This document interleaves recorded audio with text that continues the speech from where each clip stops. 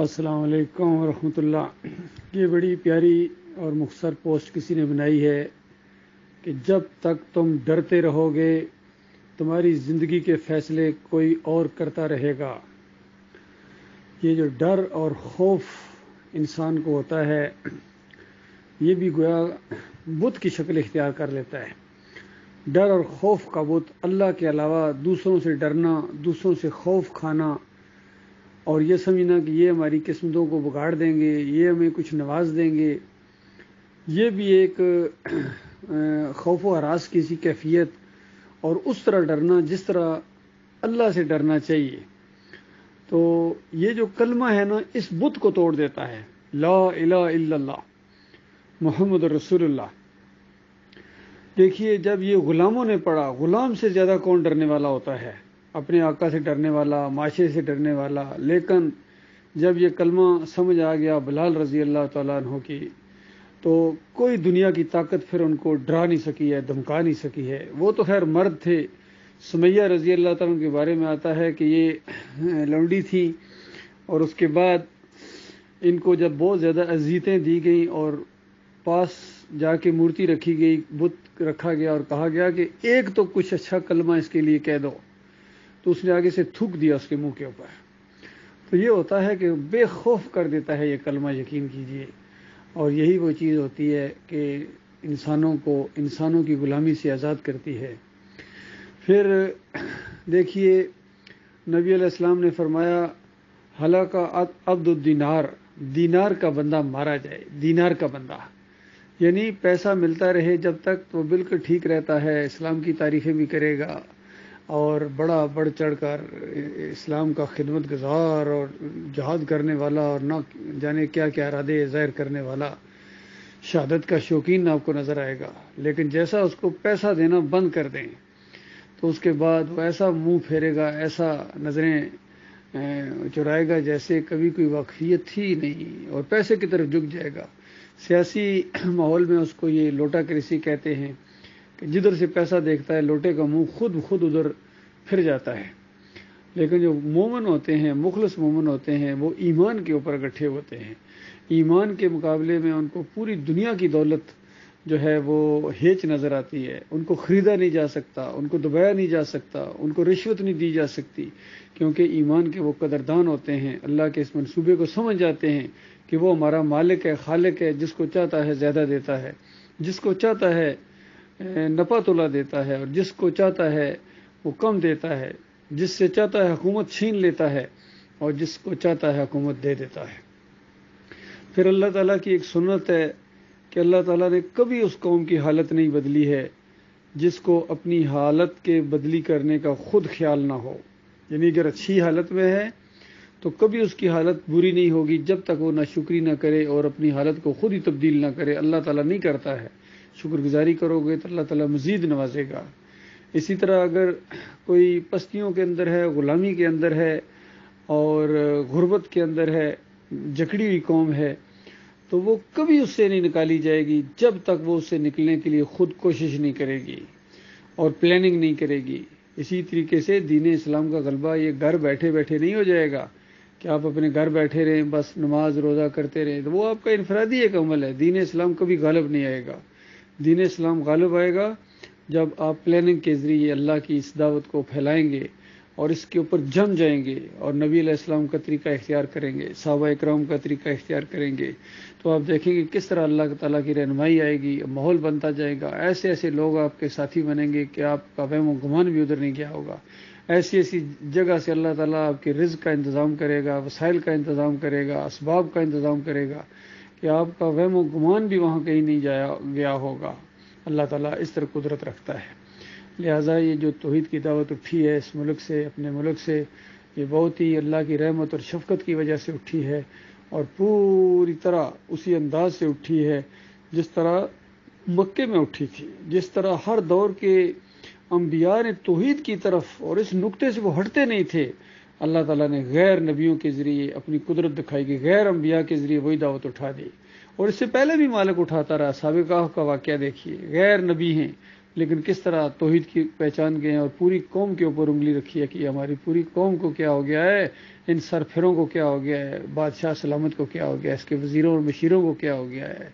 ان فوجی افسروں کو کیا ہو گیا ہے، اس زمین و آسمان کے مالک کو چھوڑ کر یہ اوروں کو پکارتے ہیں، اور پھر دلیل بھی نہیں لاتے ان کی دتائی دستگیری مشکل کشائی اور حاجت روائی اور غوثیت کی دلیل نہیں لاتے ہیں، بس کہتے ہیں باپ دادا کرتے آ رہے تم بھی کرو۔ ہم کیسے کریں؟ تمہارا اگر دماغ خراب ہے تو ہمارا بھی کیا دماغ خراب ہے؟ تم اگر پتھروں کے پجاری ہو، قبروں کے پجاری ہو، مزاروں کے پجاری ہو، عرس اور میلے کرنے والے ان کے رکھوالے بن گئے ہو، کیا ہم بھی رکھوالے بن جائیں؟ ہم تو ان کو پوری طرح پلاننگ کے ساتھ اور پوری طرح ان کے خلاف ایک جہاد کریں گے، اور بہت بڑا جہاد کریں گے اللہ کے فضل و کرم سے۔ نہ کوئی مورتی رہے گی، نہ کوئی مزار رہے گا، نہ کوئی گدی رہے گی، نہ کوئی گدی نشین رہے گا، نہ کوئی تعویذ گنڈا کرنے والا، نہ کوئی پنڈلیاں دبانے والا، نہ کوئی پنڈلیاں دبوانے والا، نہ کوئی رکوع کرنے والا، نہ کوئی سجدے کرنے والا ان بتوں کے سامنے۔ یہ جو مسلمانوں کے مندر ہیں، وہ جو کسی نے ایک کتاب لکھی تھی میرے خیال میں عبد الرزاق ملی آبادی 1924-25 کے اندر اس نے وہ کتاب لکھی الوسیلہ، اور اس کے مقدمے میں اس نے جو بات بیان کی وہ قابل غور ہے، اور اس کا نام اس نے رکھا مسلمان مشرک، کہ مسلمان جب مشرک بن جاتا ہے تو کیا کرتا ہے کہ اللہ کے علاوہ دوسروں کو پکارتا ہے، اور اگر پوچھو کہ پیدا کون کرتا کہے گا اللہ، زمین و آسمان کا نظام کون چلا رہا ہے اللہ، پوچھو کون بیٹے دیتا کہے گا اللہ، کون بیٹیاں دیتا ہے کہے گا اللہ، کون کھوٹی کو کھری کرتا ہے کہے گا اللہ، اور اس کے بعد یہ ہے کہ چادر چڑھانا ضروری ہے، منتیں ماننا، ان درباروں کے سامنے جھکنا اور ان کے واسطے وسیلے، بس یہ بھی ضروری ہے۔ تو اس انداز سے اس نے